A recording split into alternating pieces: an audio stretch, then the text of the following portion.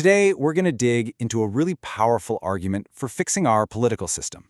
And what's interesting is that it starts from a super unexpected place, a statement from former President Barack Obama. We're going to see how one of his key points actually reveals a deep, structural flaw in our government, and maybe, just maybe, a path to fixing it. So, let's go back to 2016. There were all these claims flying around about a potentially rigged election. And President Obama made this point. He said the reason you can't rig an American election is because of its very structure. It's decentralized. Power is spread out across thousands of different places. This wasn't just him saying no, it was a defense based on the system's design. And this right here is the absolute key. You have to remember, Obama wasn't just a politician, he was a constitutional law professor. So he was explaining a core idea of how this country is supposed to work.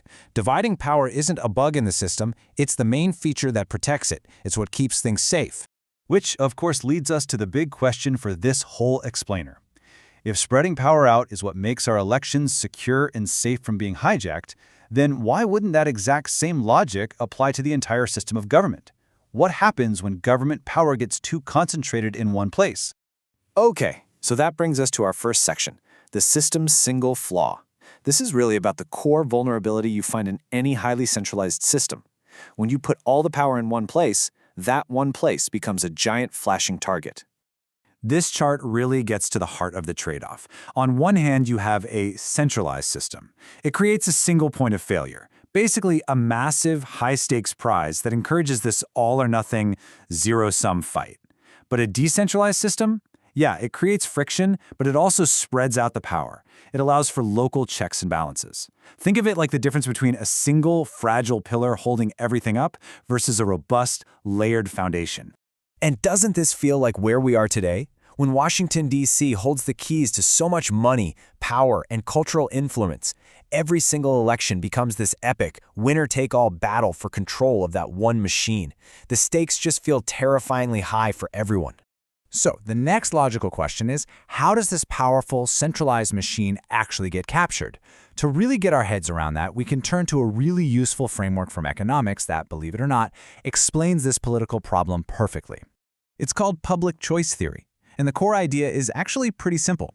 People don't suddenly become angels when they get into politics. Just like in the market, people in government, whether they're voters, politicians, or bureaucrats, respond to incentives. This theory gives us the tools to see why government often does things that just don't seem to make sense. So first up, there's this idea called rational ignorance. And just think about it from your own perspective.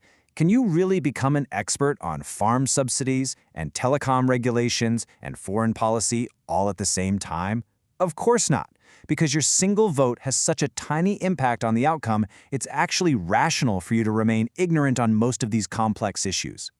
Now that leads directly to what's known as the collective action problem. Here's how it works. A small, focused group that's fighting for a huge, concentrated benefit for themselves will always be more motivated and better organized than millions of people who will each only face a tiny, dispersed cost. The small group has everything to gain, while for the rest of us, the cost is barely noticeable. And what are these highly organized groups doing with all that focus?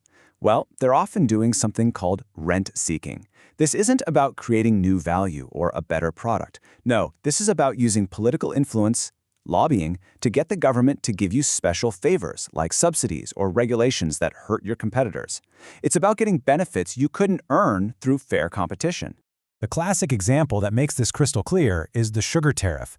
You have a handful of sugar producers who stand to make millions from it, so of course they have a massive incentive to lobby like crazy. What about the rest of us? Well, we just pay a few extra cents for a can of soda or a box of cereal. It's not nearly enough to make us organize a national protest march. So what's the result? It's pretty much inevitable. The concentrated special interest wins. And this is a really crucial point. This dynamic, this isn't a failure of the free market. It's what the source material calls political capitalism. It's a system where companies end up competing not for customers, but for government favors. The real prize isn't your voluntary dollar anymore. It's Washington's coercive power. So just how big is this disconnect? Well, the numbers really tell the story. They show the staggering scale of the gap between ordinary voters and the centralized government that's supposed to be representing them. Just look at the difference in scale here. It's pretty wild. Your local state representative might have to answer to, say, around 28,000 voters, but your U.S. congressperson, they represent over 350,000 people. And a U.S. senator? We're talking over 1.5 million. The leap in scale is just enormous. And there it is. That's the key takeaway. As the number of people per representative just explodes, the voice of any one voter gets completely drowned out. But for a well-funded, organized special interest group, they can still afford the lobbyists they need to get the attention of that one powerful person in Washington. Centralization, by its very nature, favors the organized few over the disorganized many. Okay, so if that's the diagnosis, what's the cure? The source argues that we've got to find a path off this high-stakes, high-speed federal highway that we're all stuck on. And the answer isn't for your side, whatever it is, to finally win the big fight and take control of the machine forever. The real goal should be to make that machine less powerful, to actually reduce the value of the prize so that losing a national election doesn't feel like the end of the world. So how do we actually do that? What does it look like?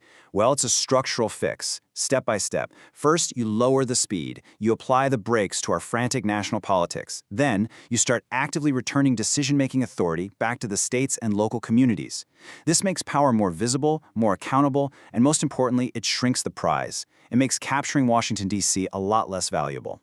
And this brings us right back to where we started, full circle. By using President Obama's own logic about what makes elections safe, the idea of decentralization stops being a left-wing or a right-wing thing. Instead, it becomes exactly what he framed it as in the first place, a fundamental safeguard for a healthy, resilient democracy. It's a nonpartisan bridge to a real structural solution. So ultimately, we're left with a really critical question. When we see so much deep distrust in our institutions, is the answer really to give those same institutions even more centralized power? Or is the answer to embrace decentralization, to build a system where the prize is too dispersed and too small for any single group to ever truly capture it all?